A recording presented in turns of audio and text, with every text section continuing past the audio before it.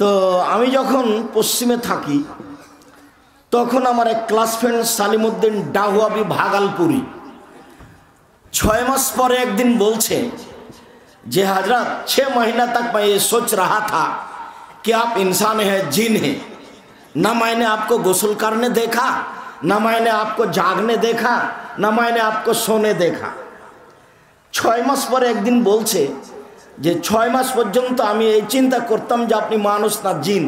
আমাকে বলতো যে আপনাকে আমি গোসল করতে দেখিনি, আপনাকে আমি ঘুমাতেও দেখিনি, আপনাকে আমি ঘুম থেকে উঠতেও দেখিনি। তা আমি ভাবছিলাম এ মনে হয় মানুষ নয়, এ মনে হয় জিন। কেন? আমি রাতে গোসল করতাম, কাজে গোসল করতে দেখেনি, গরমের দিন ছিল। আমি তারপরে ঘুমাতাম, সেজন্য আমাকে ঘুমাতে দেখেনি। আমি তার ঘুম থেকে আগেই উঠতাম, যার কারণে আমাকে উঠতেও দেখেনি। তখন 6 मास পরেও বলছে ना मैंने आपको जागने देखा, ना मैंने आपको सोने देखा, ना मैंने आपको गुस्ल करने देखा। तो मैं ये सोच रहा था कि आप इंसान नहीं अपने जिन। এই কথা সে বলে। তার ছাত্র জীবনে আমি 7 दिन পরে একদিন বের হতাম, 2 तला থেকে নিচে নামতাম। তো রাস্তায় যখন হাঁটতাম তখন কি আমাকে দেখলে বলতো, আরে आप भी निकल गए हैं तो दुनिया बदल जाएगी। আরে আপনিও বের হয়ে গেছেন, তাহলে তো পৃথিবী উল্টে যাবে। এইভাবে বলতো। 6 मास 24 বছর পরে আমি শিক্ষকদের সাক্ষাৎ করতে গেছি ইন্ডিয়া। তখন আমাকে বলছে, আরে আব্দুর রাজ্জাক সাহেব आप तो জারবুল মিসাল बन गए हैं। আব্দুর রাজ্জাক সাহেব আপনি তো একটা উদাহরণ হয়ে গেছেন। যখন আমরা ছাত্রদের সামনে উপদেশ দিই তখনই আপনার নামটা টেনে নিয়ে আসি। আর যদি পড়তে হয় তো আব্দুর রাজ্জাক বাঙালির মতো পড়ো। তুমি তো এখন, আপনি তো আমাদের উদাহরণ হয়ে গেছেন। কথায় কথায় আপনার উদাহরণ দিয়ে থাকি। এই কথা শিক্ষক আমাকে বলছে। আমি যে খুব বেশি পড়াশোনা করেছি এ কথা নয়। গভীর রাত্রে 2টা-3টার সময়তে একদিন প্রতিষ্ঠানের প্রিন্সিপাল, যিনি বোখারি পড়ান, একটা চাদর, শীতের দিনে আমার গায়ে একটা চাদর ছিল। তো আমার আব্বার সাথে যোগাযোগ আমার কম হতো, 6 মাসের মধ্যে একবার যোগাযোগ হতো। তো একটা চাদর আমি গায়ে দিয়ে আছি। তো উনি যে কি বুঝলেন, একটা ভালো চাদর রাত 3টার সময়তে নিয়ে এসে আমাকে বলছে, हजरत आपके लिए मैंने ये चादर खरीदा, आपको मैं हदिया दे रहा हूँ, आप इसको लौटाना मत। আপনাকে আমি এটা হাদিয়ে দিচ্ছি, আপনি আমাকে এটা ফিরিয়ে দিবেন না। কে বলছেন এই কথা? প্রতিষ্ঠানের প্রিন্সিপাল, যিনি বোখারি পড়ান। মানে কারো ভালোবাসার অভাব ছিল না, খুব বেশি ভালোবাসা ছিল শিক্ষকদের। আমি যতক্ষণ প্রতিষ্ঠানে দেখেছি আমার উপরে সব শিক্ষক অন্ধ। 1 মিনিট আর একটা বলি, আমাকে কেউ বাইরে নিয়ে যেতে পারতো না ক্লাস থেকে উঠিয়ে। আমার বসার জায়গা হলো এইটা, মানে শিক্ষকের মুখের ওপরেরটা। কেউ কোনোদিন আমার জায়গায় বসতো না। তো একদিন ঢাকার এক লোক আমার জন্য একটা 10 টাকা দিয়ে টিকিট কিনেছে, মানে দাঙ্গাল দেখাবে সেজন্য কুস্তি। খুব মোটা মোটা মানুষ, কে কাকে ফেলতে পারে, এইটার জন্য আমার জন্য 10 টাকা দিয়ে একটা টিকিট কিনেছে। তা আমি 10 টাকা দিয়ে দেখতে যাব, এটা বহু দূরের কথা। তা যেহেতু বাঙালি, আমিও বাঙালি, সেই সুবাদে আমার ভালোবাসায় কিনেছে, চাপ দিয়ে নিয়ে গেছে। তো এইটুকু হেঁটে গেছি, দিয়ে ঢুকেছি। আমি তো কোনোদিন এরকম দৃশ্য দেখিনি। একজন আর একজনকে ফেলার জন্য খুব চেষ্টা করলো, পারলো না। তো 2-3 মিনিট যখন হয়েছে তখন আমি ওখান থেকে বের হয়ে দৌড়াতে শুরু করেছি ক্লাস ধরার জন্য। দৌড়াতে দৌড়াতে যখন আমি ক্লাসে পৌঁছেছি তখন ঘন্টা শেষ হয়নি, কিন্তু তালিকা হয়ে গেছে কে কে অনুপস্থিত। তার মধ্যে আমার নামও আছে। তো 30 জন অনুপস্থিত। যখন আমি ওখানে উপস্থিত হয়েছি তখন আলাউদ্দিন পাটনাবি, পাটনার এক ছিল আলাউদ্দিন। আমি ঢুকেছি তখন বলছে, হজরত আব্দুর রাজ্জাক আ গয়ে হ্যাঁ। তো আব্দুর রাজ্জাক তো চলে এসেছে। তো লিস্টে তালিকাটা এখন কি করব? তো তালিকাটা হলো এই যে 30 লড়কে কে লিয়ে 3 दिन तक খানা বন্ধ হয়।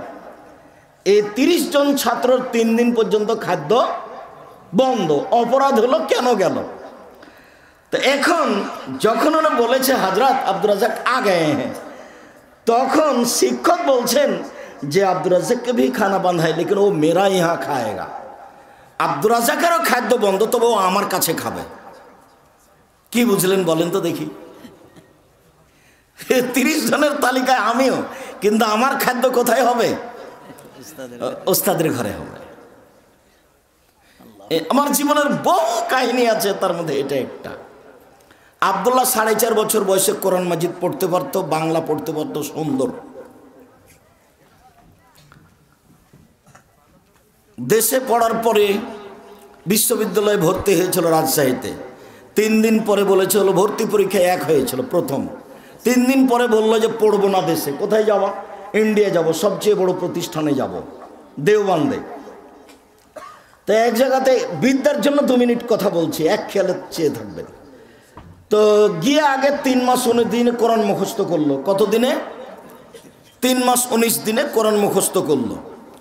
এইবার যখন দেওবন্দে নিয়ে গেলাম ভর্তি করার জন্য এক শিক্ষকের কাছে, সেই শিক্ষক আবার ফেনীর এক মাদ্রাসার সোলাইমান, ও 8 বছর যাবৎ দেওবন্দে ভর্তি হতে পারেনি।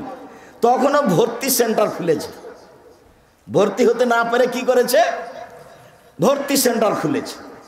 তো ভর্তি সেন্টার খুলেছে, তো এখন আমি আর আব্দুল্লাহ বসেছি দেওবন্দে, ওনার কাছে প্রাইভেট পড়াবো ভর্তির জন্য। প্রাইভেট পড়াবো ভর্তির জন্য নয়, এমনি কোরআন হাদিস বোঝার জন্য। তখন সোলাইমান বলছে আব্দুল্লাহকে যে আরে পাহলে দাখেলা ले लो उसके बाद पढ़ोगे, ভর্তির আগে প্রস্তুতি নাও তারপর পড়ো। তখন আব্দুল্লাহ বলছে দাখেলা हो ही जाएगी, पहले पढ़ना है। আরে ভর্তি তো হবেই, আগে পড়ি। এই কথাটা তার কাছে অবাক হয়ে গেছে।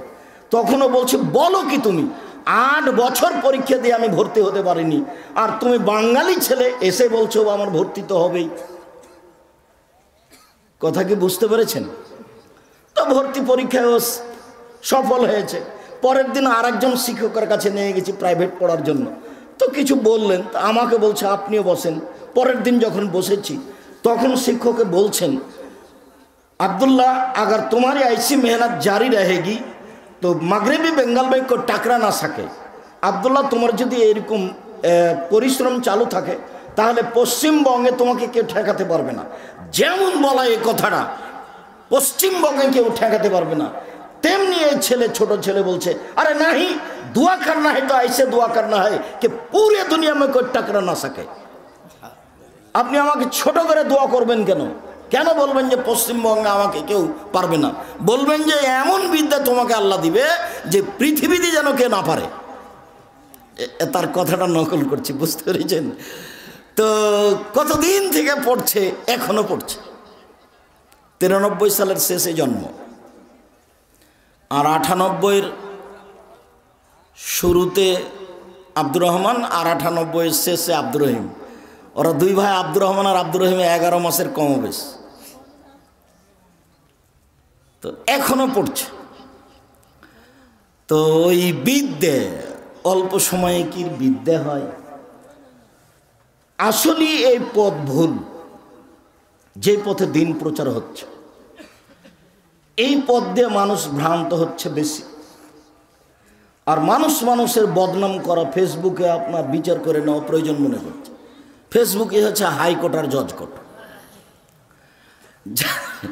যার কারণে আমি কোনোদিন ফেসবুক তো দেখতেও জানি না, মোবাইল রিং হলে অন করতে পারি, আমি জিজ্ঞাসা করিনি যে আমার বিরুদ্ধে কে কি বলছে। দুনিয়া বলে নাও, যার যা মনে লাগে বলে নাও।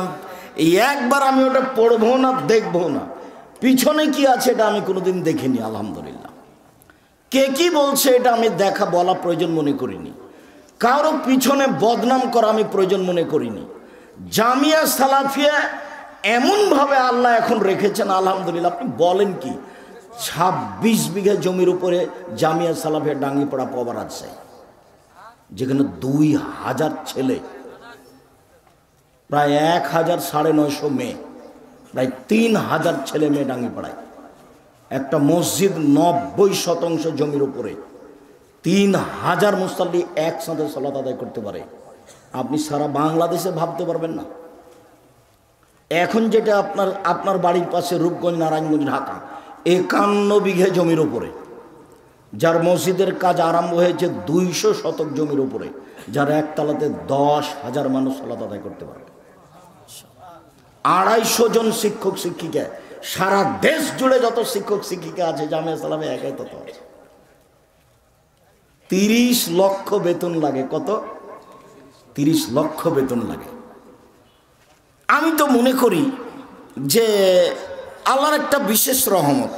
আমি পিছন দিকে দেখা প্রয়োজন মনে করিনি, যে যা বলে শেষ করে নেই।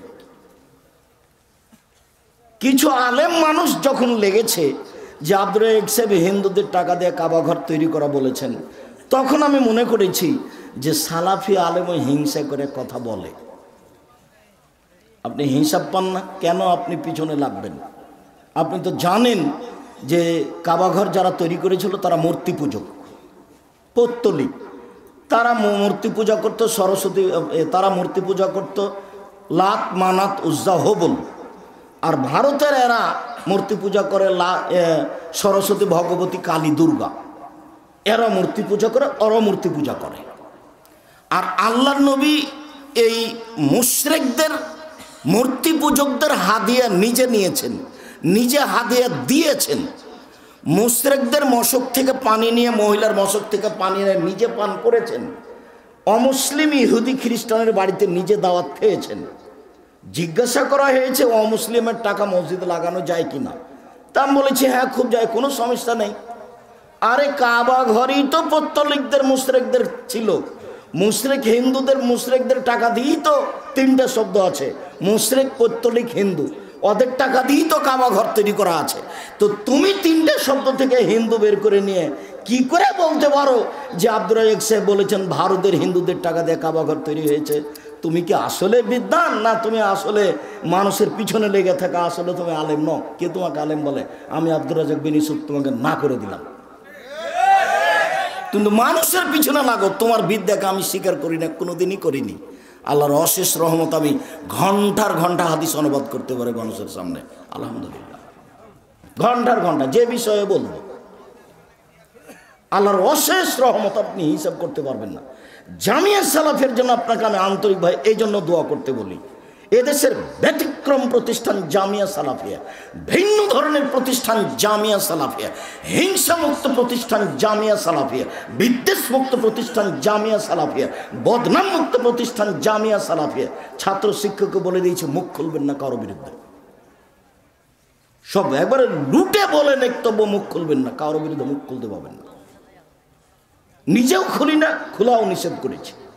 দলমুক্ত প্রতিষ্ঠান জামিয়া সালাফিয়া, সংগঠন মুক্ত প্রতিষ্ঠান জামিয়া সালাফিয়া, শিরক মুক্ত প্রতিষ্ঠান জামিয়া সালাফিয়া, বিদাত মুক্ত প্রতিষ্ঠান জামিয়া সালাফিয়া, এদেশের শীর্ষস্থানীয় প্রতিষ্ঠান জামিয়া সালাফিয়া। যেখানে বিদেশি শিক্ষক থাকেন, আপনি ভাবতে পারবেন না ওটা। এক একজন শিক্ষকের বেতন আছে 70-80 হাজার করে, ওদের থাকা খাওয়া ভিন্ন, ওদের বাবুর্চি ভিন্ন। আপনি ওটা ভাবলে এখন স্বপ্ন দেখতে হবে। কিভাবে চলে আমি নিজেও জানি না, চলছে এটা আমি দেখতে পাচ্ছি। আমার একটা দৃঢ়তা কাজ করে, আমি 10 পয়সার ক্ষতি করি না, আর কারো পিছনে যাই না। আমি তো কারো পিছনে কিছু বলতেই পারবো না। কেন? আমি হলাম কচুর পাতার পানি। কচুর পাতার পানি মানে যে কচুর পাতার উপরে পানি থাকে, একটু বাতাস হলে টলমল এ পড়লো, তার মানে আমার কোনো শক্তি নাই, আমি ভিত্তিহীন মানুষ। না আমার বংশীয় শক্তি আছে, না আমার আর্থিক শক্তি আছে, না আমার দল সংগঠনের শক্তি আছে, কোনো প্রকার শক্তি না। আমি এমনি নিঃস্ব মানুষ ঘুরি দেশ, যেটা আপনি দেখছেন আমি রাস্তাঘাটের ফকির। সম্মানিত দিনী ভাই বোন, গীবত পরনিন্দা একটি গুরুত্বপূর্ণ বিষয়।